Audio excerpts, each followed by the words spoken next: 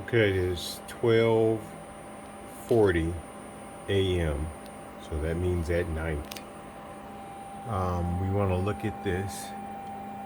See if we can get this in Zoom. Okay. See how we got 12 votes on the end and we had 11 votes right there. We had 11 votes and we have 5 amps. And this one is holding at 11.83. It's been running all day around that. Okay, it did go up to 12, and that's why it was 12 over here. So is this going to hold that? So what we have,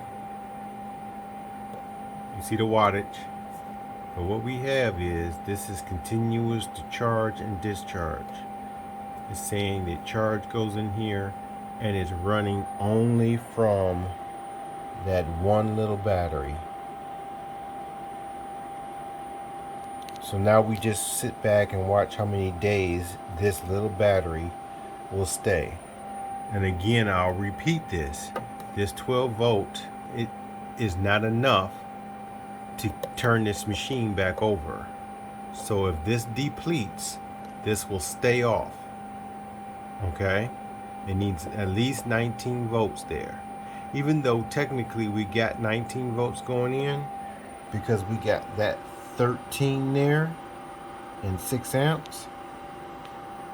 But because of the impedance, that means the battery is not going to go any higher than whatever the battery says. But it will go higher for the amps.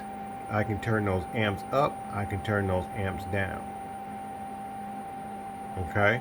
So this is the experiment. So again, remember, we're taking this battery's terminals right here. We spliced them. Positive, positive, negative, negative. Which you recognize those are V's. Okay? Those are V's. And then we put them back over here where the solar cell is supposed to go. So the battery. And that's the reason why we got that 12 volts there. Okay? So these red wires right here is the battery. And these cords right here is our simulated solar right here, which tells us what size solar we should have, or estimate of solar we should have to do exactly what we're doing. Okay?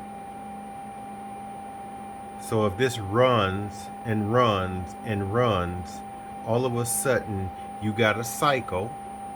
You also notice that this would fall under the definition of over unity, which is alternating DC current. Okay, the alternating is going into the system and coming out of the system. You see this little symbol here where it says V over 1. This is the 1. Here's the V. Okay, there's the V. V over 1.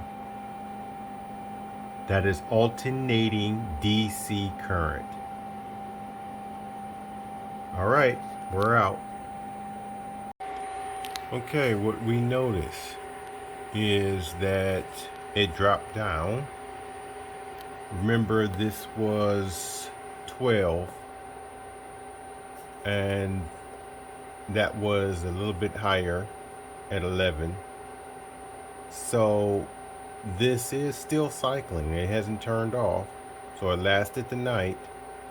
But because we turned this from 6 down to 5, this is now dropping extremely slowly. So I documented this. I'm going to turn this back up to 6. And this will start charging. And that one will start charging. It is 7:44. And I've already documented that so you guys can see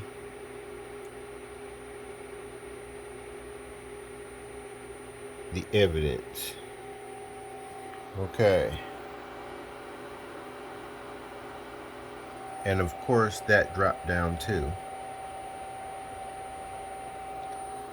So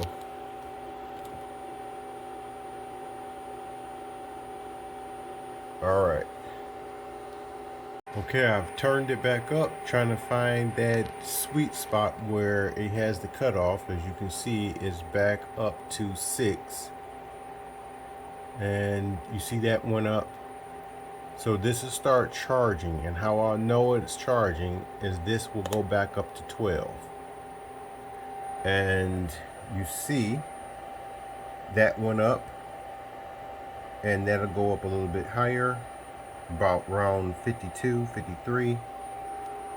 We are using some more power off the grid, but this gives me good information. All right. Didn't take that long at all. That's the time. Okay. And it's already back up to 12 volts. See, it just turned to 12, so it flipped over to 11 just for a second. But yeah, it's already back up to 12 volts. So we know at this amperage right here, that's what we can control, that is what will charge it. Now we're going to find out how low we can actually take this and lower it and keep it charging. So what I'm saying is that here, this one at this level, it'll charge extremely slowly, but it goes down. At this level, it will go up and charge. So we need to get something in between these two amperage. All right. Okay. Both sides are back up at 12 volts. So we know that 6 amps is enough to keep this system going. That's the time. The load went back up on one battery, and the battery is cool to the touch. It means we're not putting too much amps, but that's enough to keep that one battery cycling on itself, and we already proved that it's cycling on itself. So wherever this is, this over here is going to be. And then when we put the simulated solar, which is this is a power supply, and take these numbers and force it in there, this simulated solar, which are supposed to be these right here. So now we know what to put back in there, which will go right here. This won't change because of impedance, but this will change, and that's all we need to keep that one battery cycling on itself. All right, I'm out.